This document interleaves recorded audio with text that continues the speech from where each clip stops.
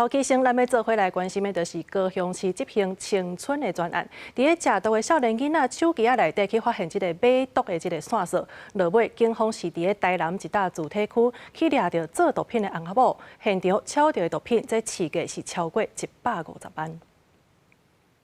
你这里面放什么？我再问你最后一次。不知道，并没有放东西啊。 因为嫌犯无愿意配合，少年队员警摕马路啊，甲柜啊撬开，果然发现内面唔有做过僵尸分弹，阁有卡西酮、芳烃等制毒的原料甲工具。少年队表示，因伫休抓执行青春专案的时，发现有青少年透过网络去买到会当制作各种口味的僵尸分弹，一路按照线索去找找，甚至阁扮作外送员去追查。伫台南安平这搭高级主题区抓到一对制毒的翁仔某，分别是60岁姓王的翁婿，甲44岁姓丁的太太。目前专案已经照毒品危害控制条例移送侦办。嫌犯啊，因为伊要达到伊卖毒品啊这个目的啊，所以会加一寡像迄草莓口味啊、奶油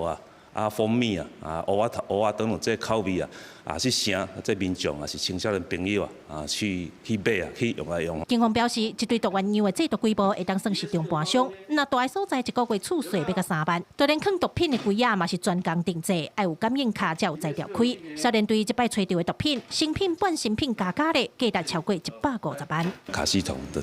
1公斤外啦。伊段名是烟弹过了8粒，个所以他们挂定这新型毒品哦，咱甲初步估计算起来，遐差不多超过150万，这是咱就现场查到，较早伊卖出去，咱查到，